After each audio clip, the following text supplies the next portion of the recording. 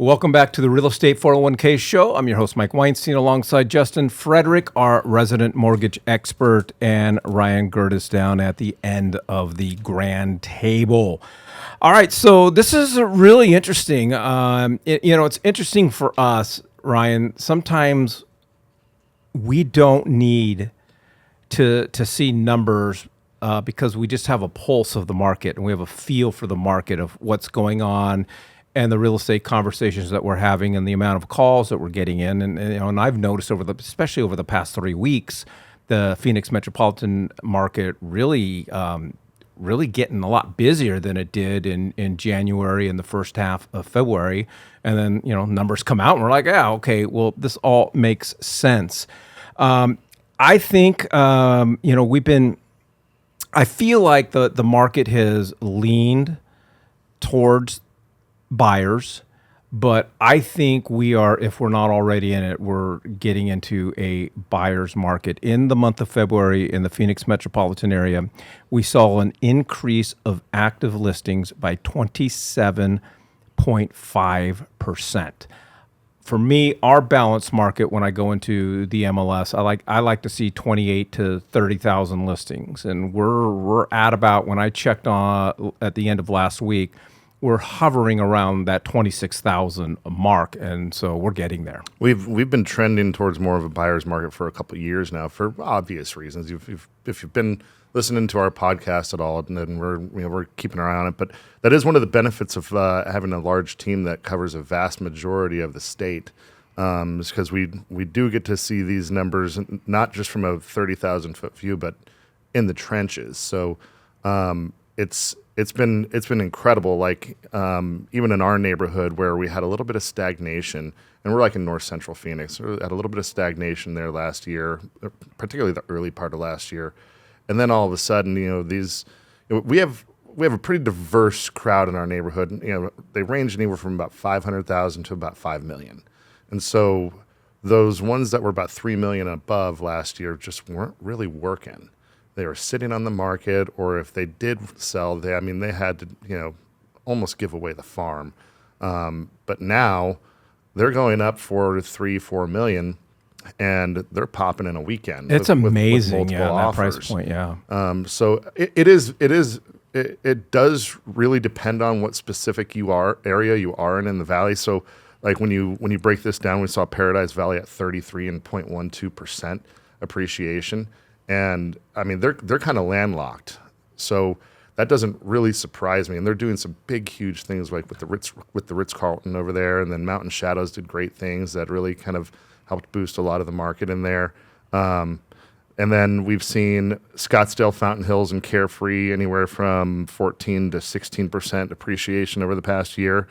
That's not shocking at all. Scottsdale has always just been very, very, and Carefree have been very stubborn on their pricing, and they've done some really cool developments over there, not just with homes, but with overall infrastructure. So about the only real pain in the ass is the 101 right over there off of, what is that, or Frank Lloyd Wright? Oh, Frank Lloyd Wright right now. And there's 3 weekends in March that Frank Lloyd Wright Boulevard is going to be shut down in both directions at the 101. Geez. And it's, I have to drive through that every day, because my kids, got going to school out that area, and dude, it's a nightmare, man. But your money's at work over there. I tell you what, like, Jesus.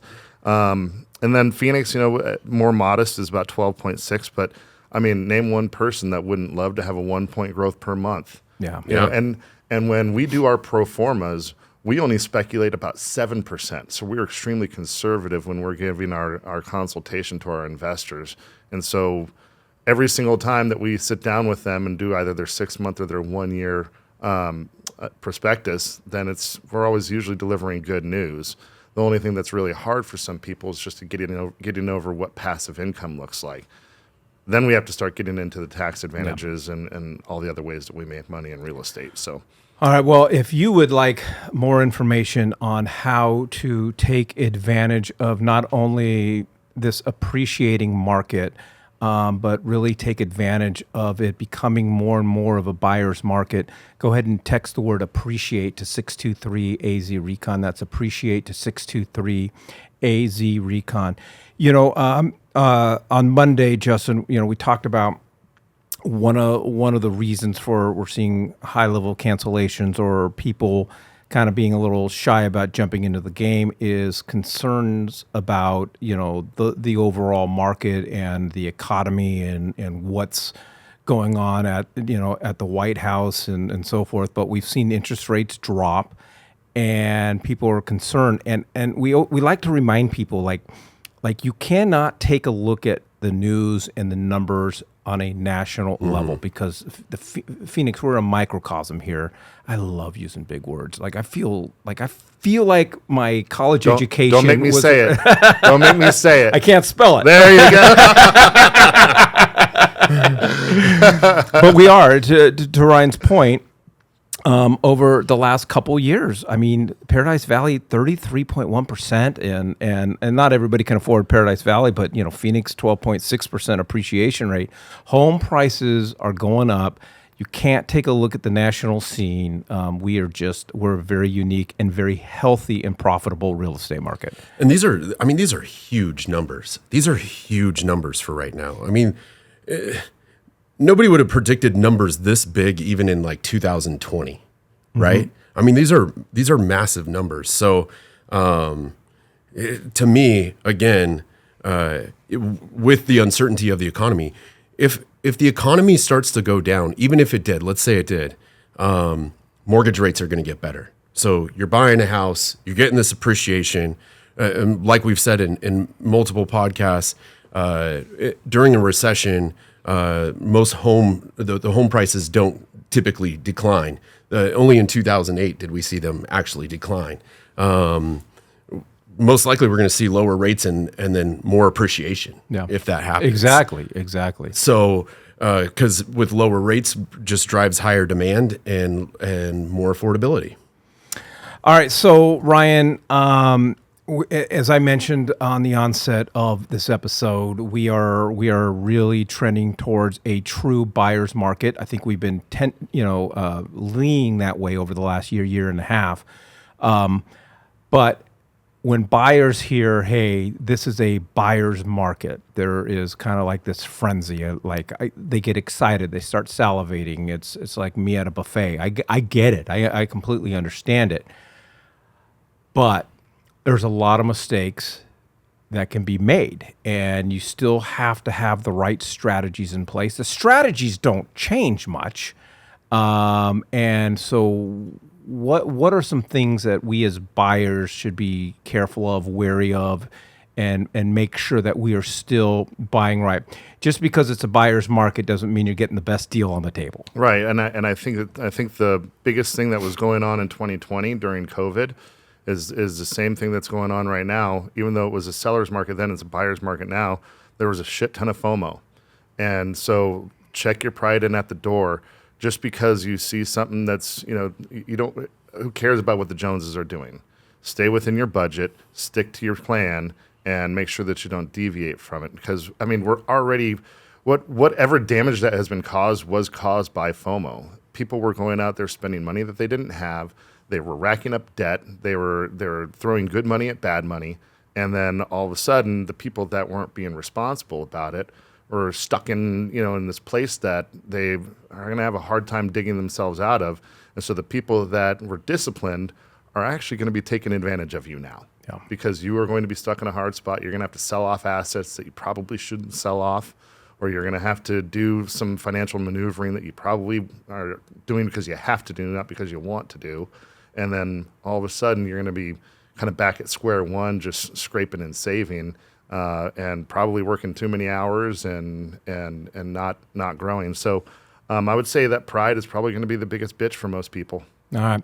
I'll let both of you guys answer it, but I'll start with you, Justin, because you have a different perspective being on the lending world. And as much as Ryan and I don't like it, we are not the only real estate group that you work with, and we'll work on that. We're just the best. That's okay. We're just the best. And that's kind of what I want to lead into, because again, the temptation for buyers is it's a buyer's market.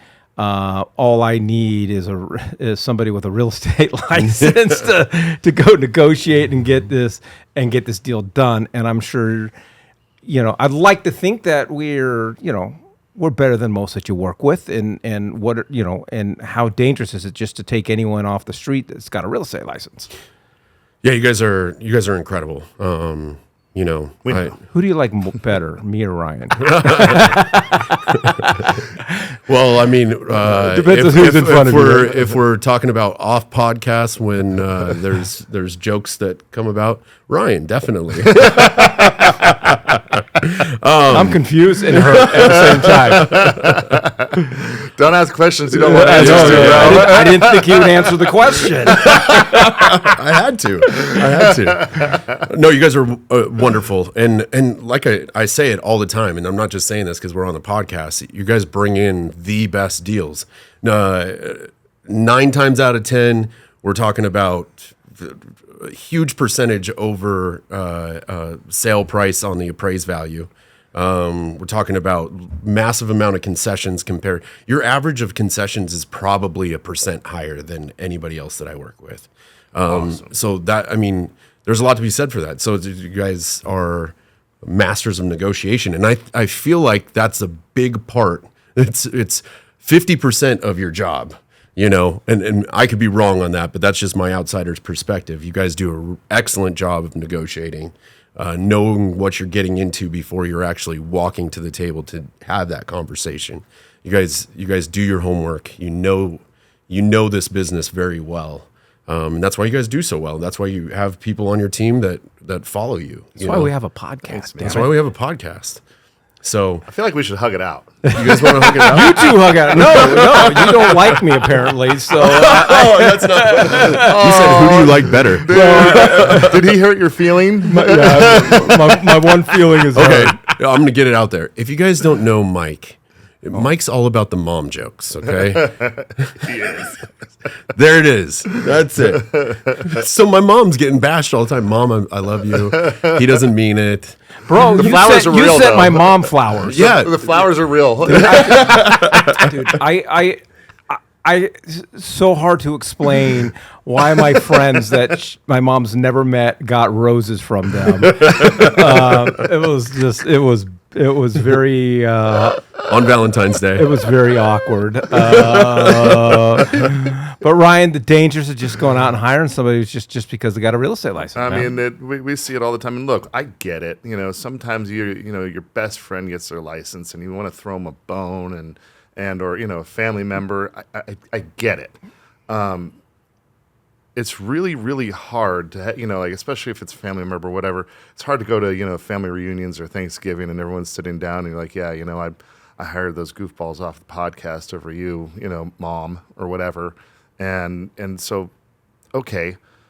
At the end of the day, though, you just have to figure out where your loyalties lie. And if it's with family, then great, that's fine. But if you are approaching this like a business and you want somebody that's actually out there that's going to represent you the way that you want to be represented, or you are spending your money the way that they would spend it on their own, that's us. We're extremely empathetic on how all that rolls out, and we take your money extremely seriously. Yeah. We take our money very seriously. And so if you're hiring someone because they're going to throw a couple of points at you at the table and is trying to buy your business, just I'd say pause and take a minute to think about what's really going on there and how much they're going to really try to look out for your best interest if that's the approach that you want to take. I'm going to jump in here because I get to see both sides of this. Typically, a lot of times you guys will send a client to me, I'll pre-qualify them, and then I get attached to a new agent because of that specific reason right there. And we're talking about thousands of dollars on the table here. This is your biggest purchase of your life. Sometimes it works out good, but I'll tell you, majority of the time, the inexperience is crushing. And I know I've been in situations with buyers that have that felt a loyalty to a family member. And I've seen situations have come in on the Benzer that I feel like could have been handled differently, and we could have seen a lot more money come our way. So that's just something to think about right there. What kind of individual are you working with? Are they good at having tough conversations? Are they do they know this business? Do they know what it's worth?